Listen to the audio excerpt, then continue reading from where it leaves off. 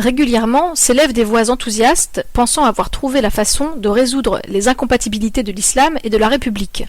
Mais oui, en faisant telle lecture de remise dans le contexte historique, voire le Coran des historiens, et en mettant la raison dans la foi, comme les Mutazalites l'ont tenté, et en s'inspirant des courants de liberté portés par des femmes à travers le monde contre l'oppression religieuse qu'elles subissent, on voit bien qu'on obtient un islam tolérant, un islam éclairé, un islam des Lumières, un islam de liberté, un islam compatible avec la France. C'est avec grande joie que j'accueille une femme prodigieuse en jeans, en la personne d'Eva Janadin.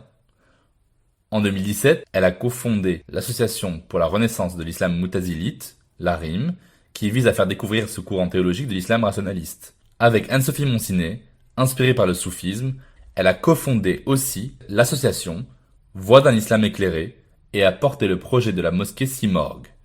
Pour être plus clair, elle est adepte d'un islam spirituel et progressiste. Cette foi religieuse l'a même menée à devenir une des premières femmes imams de France.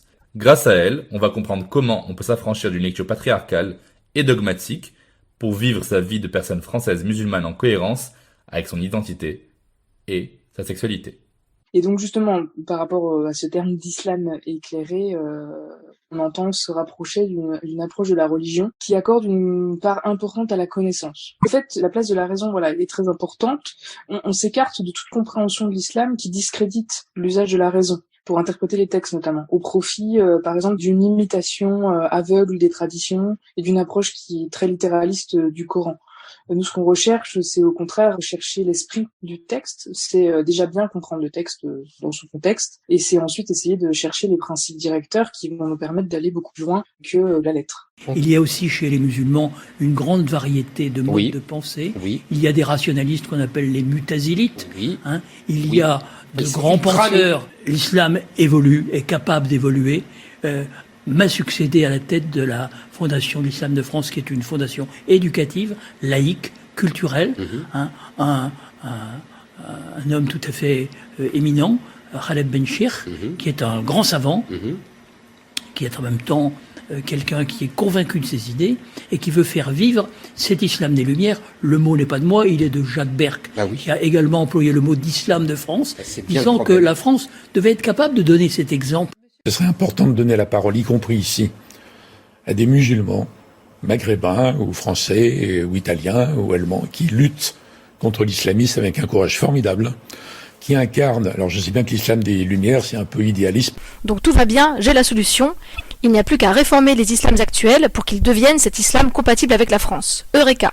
Je parle de ces musulmans éclairés qui aiment l'islam et qui veulent le changer, le transformer. On ne châtie bien que quand on aime bien. Oui. Et donc ces gens-là doivent s'exprimer un peu plus fortement. Dans ce livre, vous racontez évidemment tous ceux qui ont voulu cet islam des Lumières dont vous parlez, vous racontez leur parcours incroyable. Hein, et finalement, ça nous remonte des siècles en arrière, 16e, 17e siècle. Ils sont nombreux et ils sont magnifiques, tous ces réformateurs de l'islam dont je parle. Magnifiques parce que à chaque fois, ils ont posé les bonnes questions, les bonnes problématiques. Il y a eu des femmes, il y a eu des hommes, il y a eu des théologiens, il y a eu des gens de la base. C'est un foisonnement d'opinions et d'idées libres et vraiment sincères que j'ai voulu honorer dans ce livre. Est-ce que vous pensez qu'il faille abandonner l'islam comme vous l'avez fait, ou peut-être moderniser, avoir une vision plus moderne, plus contemporaine, peut-être abandonner notamment la vision juridico-politique et ne garder que la spiritualité? Mon maître, Bruno Etienne, bien qu'étant islamophile, il disait « l'islam orthodoxe non réformé », cet islam dont les textes canoniques sont toujours restés sacralisés, hein, et bien il est la source de l'islamisme. Je n'oppose pas islam à islamisme, j'oppose islam politique, synonyme d'islamisme, à islam modéré ou islam réformiste, c'est-à-dire ça veut dire que l'islam, pour être modéré, et là je conclus cette question, pour être modéré, l'islam est condamné à mettre à l'index une partie de son corpus orthodoxe. Sauf que non, on ne réforme pas facilement une religion. Notre propre histoire nous montre que la réforme n'a lieu qu'au prix de guerres de religion. Cette rigidité de la religion installée nous est rappelée par Zola dans son roman Rome. Écoutez plutôt cette remarque d'un personnage évêque. Mais en attendant, je vous en prie, évitez de prononcer les mots de religion nouvelle, qui sont malheureusement dans votre livre, et que je vous ai entendu dire encore hier soir. Il ne peut y avoir de religion nouvelle, mon cher fils. Il n'y a qu'une religion éternelle, sans compromis ni abandon possible, la religion catholique, apostolique et romaine. La caractéristique des dogmes est de se vivre comme une vision absolue, parfaite, et donc telle que tout changement, altération, même avec les meilleures intentions du monde, est vécu comme une dégradation. La vérité parfaite ne se réforme pas, elle se respecte. Réformer, c'est trahir. À l'heure actuelle, il y a dans le monde, bien sûr, mais aussi dans l'Église, des personnes qui se lèvent pour dire voilà, il faut réformer la doctrine sur le sujet qui est l'homosexualité. Je pense que les personnes qui proposent que la doctrine de l'Église évolue sur quel que soit le sujet, et en particulier sur la question de l'homosexualité, eh bien, ont une conception erronée de l'Église. La doctrine morale de l'Église ne peut pas, elle ne doit pas évoluer. Ça n'a aucun sens de dire qu'elle doit évoluer. On peut ne pas être d'accord, ceux qui ne sont pas d'accord ne sont pas chrétiens, tout simplement. Régulièrement, au long de l'histoire, des groupes vont apparaître avec toujours ce même but. Ça se présente de façon différente, mais au fond, c'est toujours la même chose. Pouvoir avoir la liberté de faire dire au texte ce que on veut qu'il dise, sans avoir à suivre de règles. Et aujourd'hui, encore, cette tendance réapparaît. Et comme je vous dis, c'est toujours la même chose. Ça se présente sous des formes différentes, mais c'est toujours la même chose. De pouvoir faire une interprétation libre. Ta'wil al-hur, c'est comme ça qu'ils appellent. Interprétation libre du Coran et des textes de la Sunna. Tout ça pour pouvoir leur donner un sens qui convient à ce qu'on aime, à ce qu'on veut, à nos intérêts, etc., etc. Et ces gens-là, ils se disent réformistes. Aujourd'hui, on entend ça, les réformistes. En fait, le mot réformer en français, il veut dire reformer, en fait, ce qui a été fait. C'est comme si on veut restaurer un immeuble, par exemple, et qu'on dit on va détruire l'immeuble et on va en construire un autre. C'est pas la même chose. L'immeuble qu'on aura construit, c'est plus l'immeuble d'avant. On n'a pas restauré l'immeuble. Eh bien, c'est ce qu'ils font. Lorsqu'ils veulent se couper complètement de l'héritage islamique, en fait, ils veulent détruire. Ils détruisent complètement l'islam. Et ils veulent fonder une nouvelle religion. Alors, ça va se concrétiser comment ? Par nier l'obligation du hijab, par exemple, et nier le consensus sur son obligation, par le fait de tordre les textes pour dire que une femme peut guider la prière devant des hommes, par le fait de rejeter la sunna, ça aussi, ça c'est les discours dont il faut vraiment se méfier. Donc on s'attaque à Al-Bukhari, on nous dit oui, mais des hadiths, on voit que c'était, c'est des hommes de pouvoir qui les ont commandés pour leur intérêt, etc., etc. Mais celui qui dit ça, il sait pas ce que c'est que la science du hadith. Quand on s'attaque à Al-Bukhari, par exemple, ça c'est une porte d'entrée pour s'attaquer à la sunna, et ensuite s'attaquer au Coran et à détruire l'islam. Et je parle pas uniquement de la France. Cette guerre idéologique contre l'islam, elle a lieu même dans le monde musulman. C'est comme ça, c'est l'époque où on vit. Voilà, apparemment aujourd'hui, mettre le voile, c'est être extrémiste, alors que c'est juste une obligation, ça a toujours été comme ça. Mais c'est vrai qu'aujourd'hui, dans notre monde occidental, c'est très différent, on doit s'adapter. Mais l'islam, il s'adapte pas, il est intemporel, donc ça changera jamais. Dès lors que vous parlez de réformer l'islam, vous donnez aux obscurantistes un surcroît de légitimité en leur permettant de se faire passer pour la juste résistance à une tentative de dépravation de la vraie vérité véritable. Par la même occasion, vous prenez le risque de faire passer ceux des imams qui acceptent votre demande de réforme pour des traîtres à leur vérité. Je ne veux nullement vous enlever ça. Je veux simplement dire que vous avez échoué, pardonnez-moi, et que parce que vous avez peut-être pris les mauvaises armes, c'est-à-dire que vous avez cru qu'on pouvait acclimater un islam de France, et ça a échoué. La laïcité, ça veut dire incroyance. Attendez, vous m'avez raconté vous-même, Monsieur Chevènement. J'ai raconté beaucoup de choses. Mais alors, je vais vous dire ce que vous m'avez raconté. Vous m'avez raconté vous-même, quand vous étiez ministre de l'Intérieur, comment vous aviez exigé des hauts dignitaires musulmans qu'ils annoncent publiquement qu'ils renonçaient à la fameuse règle du Coran qui punit de mort l'apostasie, le changement de religion. Et vous m'avez avoué vous-même que vous n'aviez jamais réussi à cela. Ils ont avalisé une vague référence à la Déclaration des droits de l'homme, mais en fait, ça n'a jamais marché. Vous-même, vous avez échoué. Alors, on repose la question de l'assimilation. Oui. C'est-à-dire l'assimilation, ça veut dire, je vais mettre des guillemets, ça veut dire christianiser l'islam.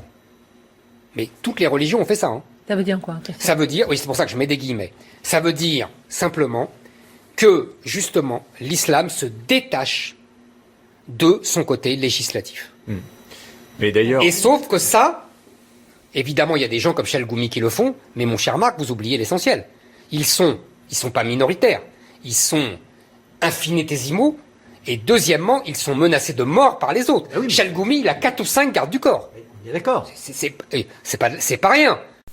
Une autre raison pour laquelle les islams éclairés ont peu de chances, en s'affirmant comme tels, de supplanter les islams obscurantistes dans un bras de fer avec eux, est que les rapports de force sont inégaux. Les islams obscurantistes sont la norme de l'islam dans la majorité des pays musulmans de la Terre, et ce, depuis des siècles. Les islams éclairés existent à des échelles réduites, soit à des échelles individuelles, dans le cœur des musulmans tolérants et libres, comme on en a un certain nombre.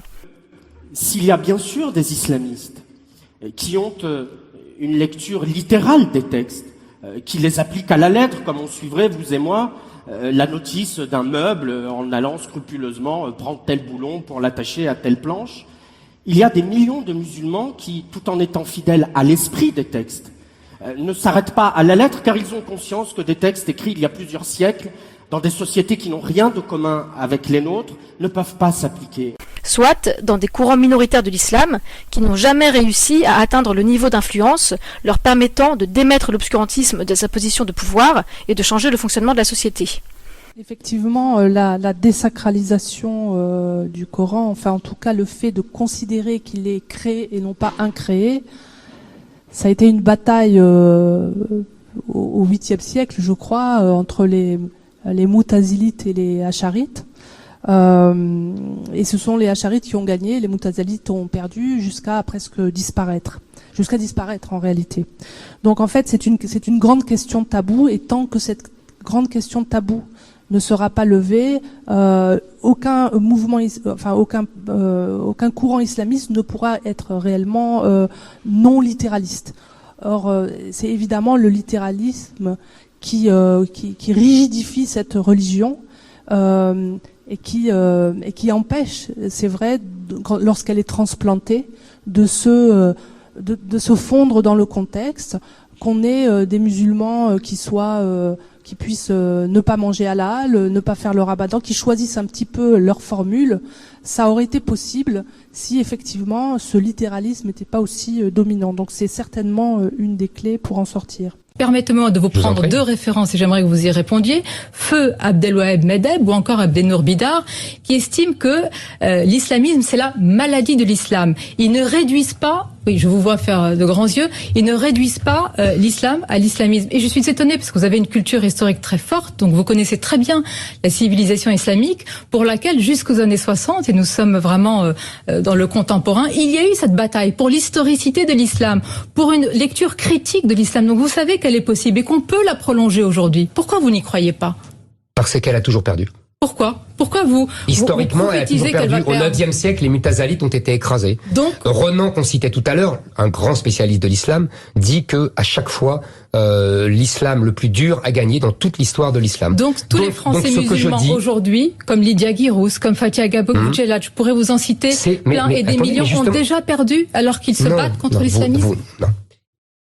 Je pense que, si vous voulez, ces gens que vous me citez sont des musulmans qui se détachent de l'islam. Non. Mais si, mais bien sûr que si. Elles n'ont pas. Il y a autant de musulmans que de lectures ou d'interprétations de l'islam. Mais c'est pas vrai, madame. Mais si vous le savez, vous savez très bien qu'on n'a pas le droit d'interpréter le Coran. Ah bon? On n'a pas le droit. Depuis le 9e siècle, on a fermé les portes de l'ijtihad. Où est-ce écrit? Je répète, on a fermé les portes de l'ijtihad. On a des commentateurs. On n'a pas d'interprètes. Ce n'est pas la même chose. À partir de là, que peut un courant de pensée restreint, aussi pertinent soit-il, que peut un simple individu, aussi courageux soit-il, face à l'assise, face à l'inertie, face à la légitimité séculaire du dogme installé? Réponse, rien. et s'il tente quelque chose, il sera écrasé. Puis après, on peut toujours te répondre qu'elle avait pas 9 ans, parce qu'il y a des mecs comme, tu vois, Ismail Mounir, tu vois, des musulmans modernistes là, de 2.0, qui disent que elle avait pas 9 ans, et qu'elle avait 16 ans, ou je sais pas quoi. Ouais. Ismail Mounir, il dit qu'elle a 16 ans. Ouais, je sais pas s'il dit qu'elle a 16 ans, mais il dit qu'elle a pas 9 ans en tout cas. Si, parce que tu vois, c'est un hadith sahih, donc si tu veux, tu peux Ismail Mounir depuis la France qui fait sa petite vidéo. Bon, ça pèse rien par rapport au château théologique de l'islam, tu vois. Le gouvernement algérien s'est trouvé coincé à un moment donné. Comment perdurer dans le pouvoir? Il ne peut plus utiliser la légitimité historique. Nous vous avons libéré, donc que faire? Alors il y a une première tentative de démocratie en 1986 ou 88. Mais cette démocratie n'a profité qu'aux islamistes. Oui, parce qu'ils arrivent en tête des élections. Parce qu'ils sont organisés, parce qu'eux ne sont pas seuls. Eux, ils sont adossés à l'islam mondial. Et voilà. Et les démocrates, les courants démocratiques, 2 ou 3... sont battus aux élections, il faut le rappeler. Voilà, les communistes, les démocrates, les laïcs comme Saïd Saadi, tout ça, ça représentait quoi? 2-3% de la population. Et ils n'ont pas été aidés par personne. Au contraire, ils ont été lâchés. Les pays occidentaux considérant que ces pays-là, dans ces pays-là, il n'y a que 2 forces réelles. C'est l'armée et les islamistes. Que tout le reste, c'était bon, il faut leur faire des petites concessions par-ci par-là, mais sans plus. Politiquement, ils n'ont pas de poids. Ils n'ont pas de poids. Il y a des musulmans, vous avez tout à fait raison, qui ne participent pas de tout ce que j'ai décrit et qui veulent avoir une pratique personnelle, mais ce sont une minorité et surtout, ils sont mal vus des autres. Dans les quartiers islamisés et dans les enclaves étrangères de banlieue, aujourd'hui, ils rasent les murs. Ils sont traités de sales français. Je voudrais qu'on avance. Les musulmans un peu pas. Il y a une pression. Cette fatalité des rapports de force, c'est la phrase de Benjamin Constant, encore lui, souvent citée par Éric Zemmour. Tout est individuel chez les individus, tout est physique dans les masses. Oui, j'ai changé le mot moral en individuel pour ne pas confondre avec la morale norme du bien et du mal qui est le cœur de ma réflexion. Donc, on ne peut pas réformer l'islam pour en faire un islam éclairé et l'obscurantisme installé gagne les rapports de force. On a fichtrement l'air coincé dans une situation insoluble, dis donc. Sauf qu'en fait, non. Nous ne sommes pas coincés et la situation est soluble.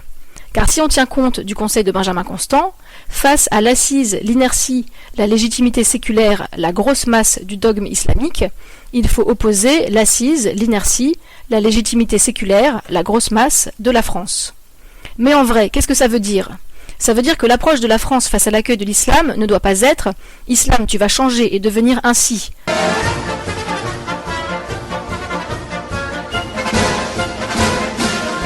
Mais, Islam, les conditions de ton accueil sont celles-ci, et de dérouler nos exigences morales. Ici, on ne transmet pas que quelqu'un est inférieur d'avoir une spiritualité différente. Ici, on ne transmet pas qu'une femme est moins intelligente qu'un homme. Ici, on ne transmet pas que l'homosexualité est une sexualité coupable. Ici, on ne transmet pas qu'un mari a le droit de frapper sa femme. Ici, on ne transmet pas que quelqu'un qui change de spiritualité est coupable d'apostasie méritant la mort, etc. Bref, ici, transmettre telle intolérance et telle oppression comme la norme est inacceptable. Débrouille-toi, mais ces conditions, respecte-les. Et si tel ou tel islam se met à se plaindre, tant pis pour lui, on n'a pas à transiger. L'accueil d'un système de pensée par la France n'est pas une négociation. C'est une demande claire de la part de la France de se conformer à notre modèle étant le fruit d'une évolution particulière de la morale tout au long d'une longue histoire, qui, comme toute longue histoire, a vu chaque siècle en engendrer un autre, avec sa charge d'espoir, de désillusion, de victoire, de défaite, de lumière et de sang versé, pour aboutir au siècle courant, pour nous, le XXIe siècle français. Donc, question grosse masse, on est bon. De cette façon, on met le bouclier du modèle français entre les croyants musulmans et l'obscurantisme islamique qui tend à les priver de leur liberté de conscience et de pratique. Tout ceci nous donne tout aux musulmans, rien à l'islam obscurantiste. Moi, je distingue non pas entre islam et islamisme, mais entre islam et musulman. Alors ? Exactement comme au temps du communisme. Le communisme était une idéologie totalitaire. On la combattait. mais les communistes, ils étaient plusieurs millions en France, n'ont jamais été persécutés. Et ben c'est exactement la même chose. Donc il faut distinguer entre la foi religieuse et le code juridico-politique et la Oumma et la nation musulmane. C'est ça le distinguo. Donc à partir de là, on peut avancer. Donc, et on peut demander demander aux musulmans de limiter leur religion à la foi et à la pratique et de ne pas appliquer leur code juridico-politique, ce qu'ils font généralement dans tous les endroits où ils sont majoritaires. Et donc c'est exactement comme la Révolution française et Napoléon ont fait avec les Juifs. La fameuse phrase de Clermont-Tonnerre, vous la connaissez, tout aux Juifs en tant qu'individu, rien en tant que nation. Et bien c'est la même chose. Et Napoléon ajoutait, il disait aux Juifs, vous devez considérer Paris comme Jérusalem. C'est exactement ce que je dis aux musulmans. Une forme de retraite pour finir le livre que j'écris. C'est un livre d'amour, mais c'est un livre hautement politique. Le titre, c'est « Heureusement que j'ai connu les musulmans avant de connaître l'islam ». C'est ça le titre. Revenons à la citation de Zola sur l'Église catholique, apostolique et romaine. Certes, l'obscurantisme le plus virulent actuellement et qui essaye de prendre le pouvoir en France est l'obscurantisme islamique. Oui, pour le faire reculer, une politique ferme et adaptée à ses particularités, donc une politique s'adressant à l'islam, doit être mise en œuvre. Et non, protéger les citoyens musulmans de l'obscurantisme hors norme qu'ils se prennent dans la figure de façon de plus en plus aiguë n'est pas de l'islamophobie, au contraire. Ceci étant dit, gardons à l'esprit en ce qui concerne le catholicisme qu'un obscurantisme n'est jamais qu'endormi, comme nous avertit Zola encore dans Rome. En tout temps, l'Église, sans renoncer en rien à son absolu, a supplié devant les circonstances. Elle réserve sa souveraineté totale, elle tolère simplement ce qu'elle ne peut empêcher. Elle attend avec patience, même pendant des siècles, la minute où elle redeviendra la maîtresse du monde. Ne nous leurrons pas. L'obscurantisme catholique, et de façon plus large chrétien, n'est pas mort. Il n'est qu'en veille, et à la moindre brèche dans laquelle s'engouffrer pour revenir au pouvoir, il le fera. Ce que vous avez expliqué, le phénomène islamiste, c'est une renaissance de l'islam. Oui, comme il pourrait demain y avoir une renaissance du christianisme qui repartirait à la conquête des âmes, des peuples, pour retrouver sa puissance d'antan. Ça peut parfaitement se produire. Il y a eu d'ailleurs plusieurs tentatives dans ce sens-là. On le voit d'ailleurs dans certains pays européens où on gouverne au nom du christianisme. Enfin, c'est le cas au moins de la Hongrie, peut-être de la Pologne aussi, où l'islam est tout, le christianisme est tout puissant. On prend du poil de la bête. C'est pas le cas. La France a carrément, avec la laïcité, carrément rompu à son passé judéo-chrétien. La réussite actuelle de l'obscurantisme islamique dans notre société serait-elle cette occasion ? L'islam obscurantiste ne pourrait-il pas devenir une sorte de locomotive à laquelle les autres obscurantismes viendraient se raccrocher ? Et les obscurantismes chrétiens de demander pour soi ce que l'islam obscurantiste aura réussi à obtenir par un usage dévoyé du principe d'égalité ? Je dirais juste qu'il y a l'islam, il y a aussi un christianisme évangélique aussi qui a les mêmes prétentions d'occupation de l'espace public aussi. Alors c'est d'une autre nature, diront certains. Bon, je suis pas tout à fait convaincu que ce soit si différent que ça. Sous cet éclairage, certains moments de notre débat public me paraissent être des manifestations timides d'un obscurantisme catholique qui teste sa latitude de réveil. Ainsi, ce scandale qu'a fait ce non-scandale d'un jeune égaré de 22 ans se filmant en train de se trémousser de façon indécente dans une église vide par une nuit d'automne ressemble à une tentative de l'obscurantisme chrétien de sortir une griffe. Alors que des dégradations et vols dans des églises, des tentatives d'incendie, des crachats sur des prêtres font peu de remous en comparaison dans l'actualité, le jeune et perché Benjamin Lédigue, se dandinant, serait une atteinte insupportable. L'obscurantisme catholique, surfant sur ce concept de sensibilité des croyants que l'obscurantisme islamique a mis à la mode, se met à crier à la sensibilité blessée de ses propres croyants. Ce que tu comprends pas, c'est qu'une église, pour des chrétiens, c'est un lieu sacré. Ça veut dire que pour nous, ça nous peine. Moi, c'est de la peine que j'ai reçue. Ça me fait du mal de voir ça, franchement. Là, pour le coup, c'est plus la peine qui prend le dessus parce que voilà, c'est quelque chose qui nous est cher, qui est sacré. Et en fait, tu t'attaques directement à nous. Et en fait, t'es juste un christianophobe.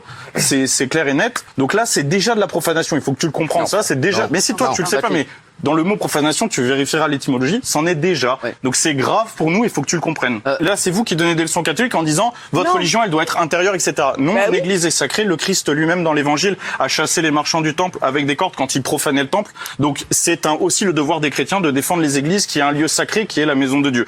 Mais est-ce que tu comprends que des gens sont blessés ou même pas? Parce qu'on t'entend jamais là-dessus. Mais toi, j'ai l'impression que jamais, à un seul moment, tu te mets à la place d'un croyant qui en fait ne peut rien faire et de l'autre côté de son écran n'a jamais fait de message homophobe, rien du tout. Et en fait, on lui crache à la gueule et il ne peut rien faire, il peut même pas répondre. Tu peux blesser les gens. Et tout un plateau de télévision de vouloir que Benjamin Ledig s'excuse ventre à terre et abjure l'hérésie. J'ai tout de suite une question, excusez-moi, mais pourquoi avez-vous refait, il y a 2 jours, cette vidéo qui remet de l'huile sur le feu? Alors, vous avez exactement l'âge de ma fille. Et effectivement, si ma fille faisait ça, je dirais que c'est une petite conne. Et je pense que j'essaierais de la remettre sur le droit chemin. Ah oui. Parce qu'effectivement, je trouve... Mais attendez, parce qu'après, je suis plus aimable avec vous, j'espère. Parce que je sais pas si c'est une question d'éducation, de déviance, vous êtes perdu, mais vous êtes le porte-parole de personne, à part peut-être de votre perdition. Et vous êtes finalement le symptôme de l'époque, je trouve, moi. On est tous d'accord pour dire qu'il a fait une énorme connerie. Ah oui. Ici, franchement, c'est vrai que, voilà, moi, en tout cas, ça m'a choqué, la vidéo, je le dis. Du bas de son égarement, Benjamin Ledig a bien senti que quelque part on en voulait à sa liberté, et il a tenu bon. Quand vous avez fait vos excuses dans l'église, est-ce que pour vous c'était une nouvelle provocation ou bien c'est pas des excuses, c'est très ironique. Voilà, c'est ça. Je le fais parce que c'est ce que tout le monde attend de moi, mais c'est pas des excuses. Enfin, fait comme ça, elle serait très, c'est presque déplacé. Je pense qu'on pense pas de la même façon, mais lui, peut-être qu'il voit que assumer les actes, ça voudrait dire accepter qu'on me tape dessus, me mettre à genoux et me mettre comme ça et vas-y, fais-moi payer ce que j'ai fait à tes yeux et qui était mauvais. Moi, je pense pas comme ça. J'assume mes actes en venant ici, en m'exprimant. Et si je l'ai faite et si je l'ai postée, la deuxième, la vidéo d'excuse. C'est ce que tout le monde attend de moi, que je m'excuse. Tout le monde me dit de m'excuser. Tout le monde. Il y a pas une personne qui me dit de ne pas le faire. Enfin, à part. Oui, bon. Tout le monde me dit de m'excuser. Et je l'ai faite comme ça, parce que pour moi, c'était un peu un hymne à la liberté. Cette vidéo-là, j'ai le droit de la faire. Et je demande pas à mes avocats d'être à côté de moi pour le dire, mais ça, je le rappelle moi-même parce que je le sais. Et je suis attaché à ce droit-là et je suis passionné par ça. Et moi, les excuses, elles passaient par là, par la légèreté, par moi. Benjamin, est-ce que tu regrettes? Est-ce que si aujourd'hui... Non, je regrette pas. Toi, tu referais la même vidéo? Si tu savais tout ce qui se passait derrière, tu referais la même vidéo? Vraiment. C'est-à-dire que là, on te dit voilà, il va se passer tout ça derrière, tu referais la même vidéo. T'as aucun regret. Parce que sinon c'est parce que j'ai peur. Vous allez faire quoi là, ces prochains jours? Je pense que je vais écrire parce que je vais oublier tout ce que je suis en train de vivre actuellement et je vais m'en rappeler, mais ce que je vais faire, c'est survivre. Ouais, honnêtement, franchement, je vais survivre. Revenons à un point que nous avions abordé dans la vidéo 8, à savoir que nous n'avions pas fini le travail commencé par Voltaire.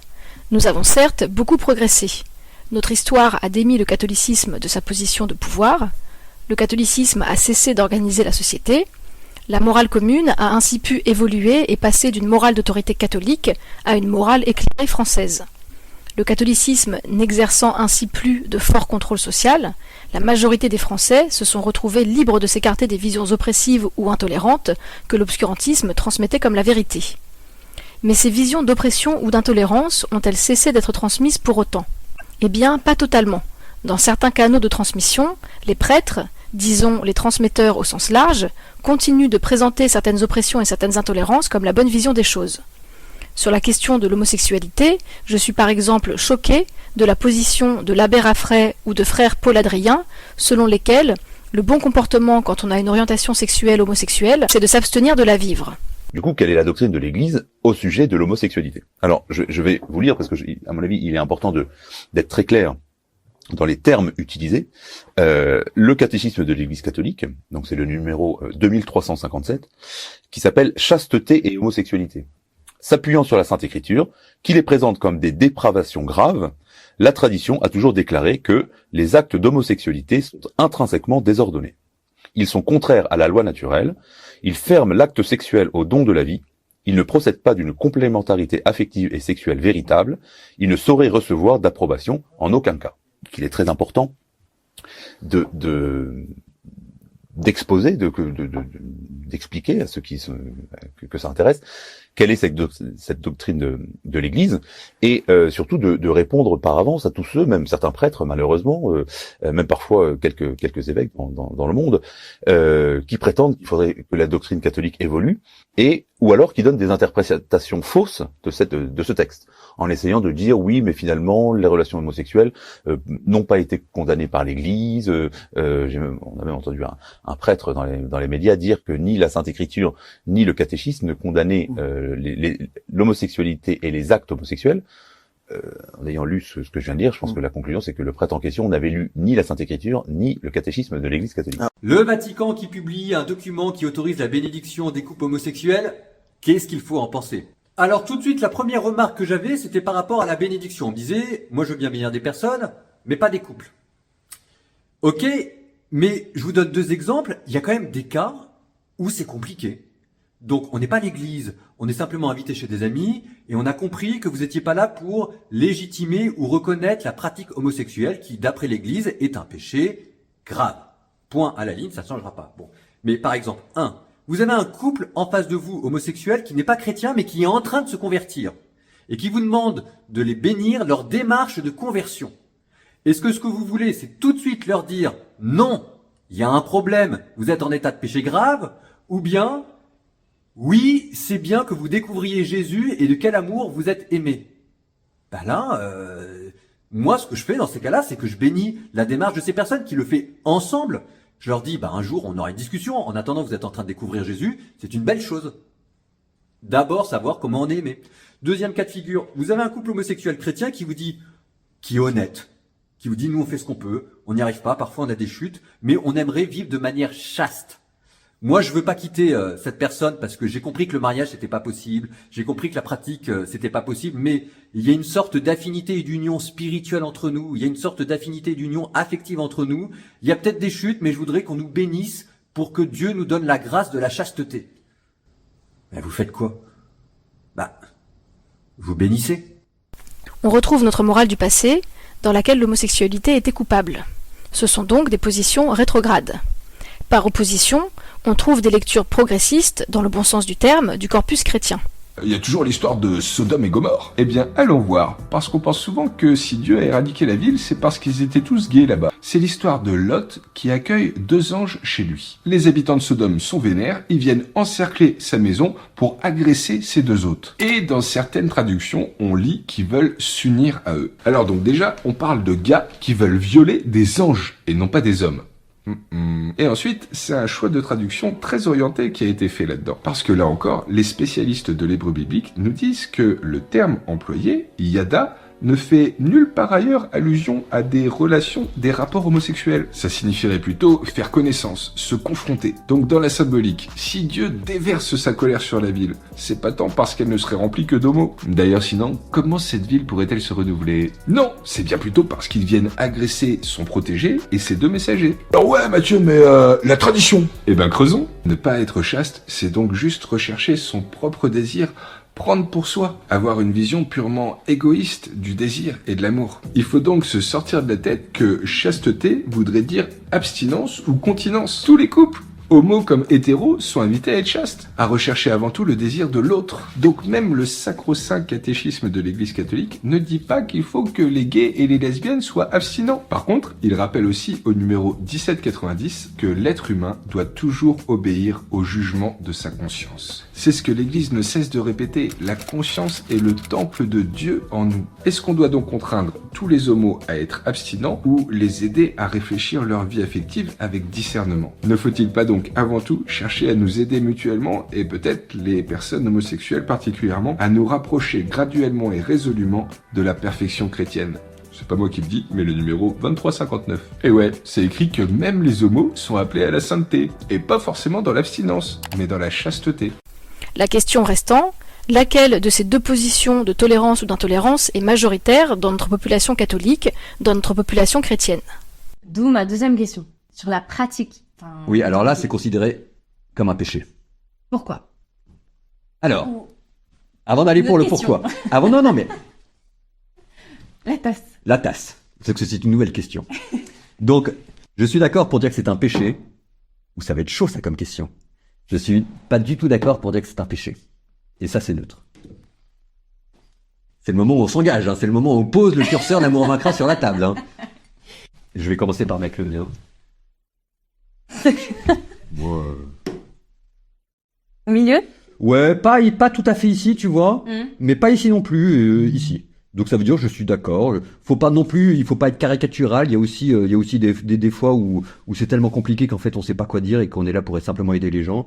Mais je pense pas que ce soit neutre non plus, donc moi je le mets ici. Bah, en fait, pourquoi je bug, c'est parce qu'avec ce que tu m'as dit juste avant sur les pensées, Ouais. du coup, bon, ça a déjà un peu avancé la tasse, mais je vais être là. Avant, juste pour qu'on sache, avant, j'aurais été là. Tu vois? Donc, là. Mais alors c'est toujours la question, comment est-ce qu'on se débrouille pour arriver aussi mal à nous faire comprendre par les gens? Avant que tu commences, je trouve ça très intéressant que toi, ton curseur ne soit pas complètement ici. Non, mais tu verras très peu de prêtres qui sont complètement ici. Je dis pas qu'il y en a pas. Tu verras des prêtres ici. Ok. Tu verras peut-être un ou deux prêtres ici, mais vraiment la majorité est comme moi ici, c'est-à-dire que en gros, on est d'accord pour dire que c'est un péché. Il y a des choses en même temps qui sont pires que ça dans la vie. C'est pas la peine d'en faire le drame du siècle. Un argument propice au retour du catholicisme sur le devant de la scène, et qui surgit de façon récurrente dans les débats actuels, est celui selon lequel, si la France était restée catholique, on n'en serait pas là. Car, sans religion, point de spiritualité, sans religion, bonjour nihilisme, sans religion, point de morale. C'est faux, voyons chaque point. Sans religion, point de spiritualité. Nos questionnements existentiels, qu'est-ce qu'il y a après la mort? Qui a créé le monde? Quelle est ma place dans l'univers? Est-ce que j'ai un destin? Est-ce que ma vie a un sens? Notre soif de transcendance, comment être plus que la réponse à la nécessité matérielle? Comment m'élever? Quel principe de grandeur, de hauteur, d'absolu pour me guider? Sont humains avant d'être religieux. Si les spiritualités religieuses qui y répondent sont tout à fait respectables, les autres réponses non religieuses, que ce soit à travers la nature, l'art, la quête de savoir, la science, le sont tout autant. Chacun peut mener sa propre quête du divin, en allant à la messe ou bien en allant se perdre en forêt, et c'est précisément cette aventure qui est belle, le fait que la spiritualité ne soit plus officielle, ni rattachée à un seul endroit. Et dès lors, pour moi, être de droite, si on veut, c'est avoir cette conscience intime qu'on porte en soi la possibilité du mal. Et dès lors, on peut le civiliser par la culture, on doit le contenir par la politique, on doit le transcender par la religion s'il le faut ou pour l'art. Ce n'est pas parce qu'une spiritualité n'est pas religieuse qu'elle est moindre. Tout le monde a une culture et une philosophie de vie, et les gens qui sont pas religieux ont aussi une culture et une philosophie de vie, et elle n'a pas moins de valeur que celle des gens qui ont une religion. Et ça, il faut le faire savoir, quoi, qu'une union mixte, c'est vraiment mixte. C'est pas juste j'accepte ta couleur de peau, mais tout le reste, c'est moi qui décide. Sans religion, bonjour nihilisme. Le nihilisme, pour la faire courte, c'est de n'accorder de valeur à rien. Il y a dans notre nature humaine des pentes de résignation, de lassitude, de cynisme, de paresse, qui nous rendent vulnérables à cette tentation du « à quoi bon ». Mais s'il existe un nihilisme athée, puisqu'il n'y a pas de vie après la mort, rien ne compte, il existe aussi un nihilisme religieux, puisque seul compte la vie après la mort, ici-bas, rien ne compte. J'avais envie de vivre encore plus avant, en fait. Parce que quand on est musulman, en fait, on dit toujours que cette vie, il ne faut rien, elle sert à rien, en fait. Il faut juste être sur le bon chemin, parce que la vraie vie, c'est la vie.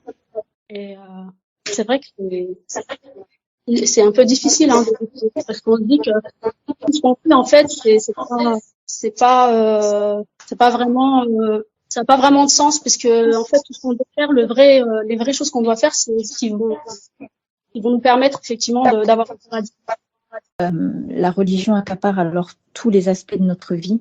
Certaines personnes qui ont fait comme moi, c'est-à-dire pratiquer leur religion en faisant tout pour respecter les obligations divines, en pratiquant sans cesse et sans relâche, quitte à se gâcher la vie, car au final, enfin moi en tout cas, je me suis gâché la vie, enfin ma vie n'est pas terminée, mais ça a été très compliqué.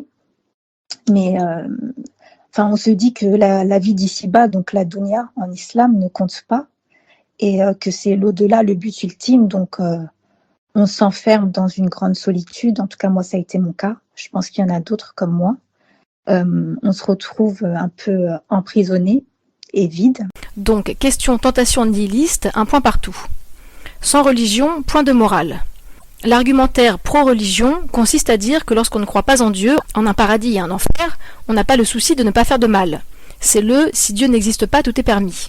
Et on abandonne alors la morale. Bien sûr. Et tu sais que tu peux compter sur ces gens-là. Tu sais qu'une personne qui est profondément croyante et qui fait en sorte d'être vraiment une bonne personne, qui fait en sorte de à terme, comme on a dit tout à l'heure, à entrer dans le paradis, tu sais que tu peux lui faire confiance globalement, même s'il y aura toujours des exceptions, et qu'il y a quand même une différence avec les personnes athées ou les personnes qui ne croient pas à ce que nous on croit ou qui s'imaginent que ils ne seront jamais punis. L'homme aujourd'hui, face à la technique ou grâce à la technique, est devenu un comment dire, c'est ce qu'on appelle la figure de Prométhée, c'est-à-dire celui qui peut, parce qu'il a la technique, il peut faire soit le bien, soit le mal, et si l'on n'a pas de cadre, de valeur, une morale, une notion claire de ce qui est bien et de ce qui est mal, eh bien c'est la porte ouverte à tous les abus et toutes les choses les plus inhumaines et les plus barbares. Je pense que l'humanité est une forme de tournant, c'est-à-dire que l'homme tout-puissant, l'homme qui se veut tout-puissant, qui a chassé Dieu de son champ de réflexion, qui a chassé la morale, comme disent les gauchistes, ni Dieu ni maître, eh bien, sans Dieu et sans maître, l'homme devient un barbare et un criminel. Et donc, il faut plutôt se méfier de l'humanité, parce que l'humanité n'est pas parfaite. Tout le danger, c'est l'homme qui veut se faire Dieu à la place de Dieu. Et donc, on en arrive à des considérations religieuses, évidemment, parce que l'homme qui a abandonné Dieu, qui a chassé Dieu, qui a détruit Dieu à la fin du 19e siècle et au 20e siècle, eh bien, s'est révélé être un être barbare. Je crois que le 20e siècle est le siècle des plus grandes barbaries. Il faut savoir ce que nous voulons pour le 21e siècle. Mais je dis qu'on ne prend pas assez en compte les athées qui aujourd'hui sont une majorité en France. Et je dis aux croyants, je veux dire, faites ce que vous voulez, c'est pas moi qui vais décider en quoi vous croyez, mais sachez que les athées sont les plus nombreux. Vous êtes donc une minorité, donc peut-être un jour vous allez énerver les athées. Et les athées, ils ont rien à perdre dans l'histoire, il n'y a pas de récompense à la fin, ils ont aucune raison de bien se comporter, donc doucement. Il n'y aurait de morale solide que religieuse. Monsieur Phi propose une réponse sourcée qui dément cette vision athéophobe. Le sens moral n'est pas moindre chez les personnes n'ayant pas reçu de vision religieuse. J'aurais bien voulu parler aussi d'une étude qui a été faite il y a quelques années pour comparer les effets d'une éducation religieuse par rapport à une éducation non religieuse sur le développement du sens moral chez les enfants. Ce qui est marrant, c'est que les gens qui finançaient cette étude le faisaient plutôt dans l'espoir de montrer que les athées sont des monstres dénués de toute morale. Mais les faits sont têtus et les résultats obtenus étaient finalement tout à fait contraires à cette idée. En gros, les enfants issus d'une éducation non religieuse avaient tendance à être naturellement plus altruistes que ceux issus d'une éducation religieuse. Bon, la différence était assez légère honnêtement, mais ça reste amusant. Quant à l'existence d'une morale commune française fonctionnelle, comment peut-on la remettre en question alors qu'elle a tellement d'influence qu'il suffit de désigner des candidats à la présidentielle comme immoraux, racistes, islamophobes, misogynes, antisémites, pour qu'immédiatement une partie conséquente des électeurs fasse barrage à cette immoralité. Imaginons que nous utilisions l'influence de notre morale pour lutter non pas contre des immoralités fantômes, mais contre les immoralités réelles et menaçantes d'une oppression religieuse islamique. N'aurions-nous pas l'espoir de bons résultats ? Bref, cher catholicisme, merci mais non merci, on n'a pas besoin de ton comeback. C'était le rêve que lui-même, dans sa naïveté humanitaire d'apôtre, avait fait autrefois, en écrivant sa Rome nouvelle, et dont la Rome réelle l'avait si rudement guéri. Au fond, simple politique d'hypocrite mensonge, et rien de plus, cette politique de prêtre qui a les siècles pour elle. Tenace, s'acharnant à la conquête avec une extraordinaire souplesse, résolue à profiter de tout. Et quelle évolution! L'Église venant à la science, aux démocraties, aux républiques, convaincue qu'elle les dévorera si on lui en laisse le temps. Ah oui, l'esprit nouveau, l'antique esprit de domination qui sans cesse se renouvelle, toujours avec la même fin de vaincre et de posséder le monde. Il est bon d'accueillir la foi en Allah, il est bon que la foi catholique soit encore proposée, Et au passage, merci à notre histoire catholique pour notre magnifique patrimoine culturel catholique, mais, en France, notre modèle de tolérance est le suivant, toutes les spiritualités sont accueillies et elles sont à égalité entre elles. Donc, toute velléité de s'ériger au-dessus des autres spiritualités, qu'elles soient islamiques, catholiques ou autres, doit être rappelée à l'ordre. Spiritualité de la terre et de l'histoire, bienvenue en France, mais à condition de respecter notre modèle de tolérance. Employez-vous comme vous le voulez, mais faites-le. Je vous rappelle que d'après les statistiques, récentes d'ailleurs, 25% des 18-24 ans pensent que la Terre est plate. Voilà. À force de pas enseigner véritablement, parce que c'est écrit comme ça dans le Coran, et d'ailleurs dans la Bible. Je rappelle que le fait que la Terre soit ronde a été accepté dans les années 1950 par l'Église. Faut bien imaginer quand même, ils ont mis le temps.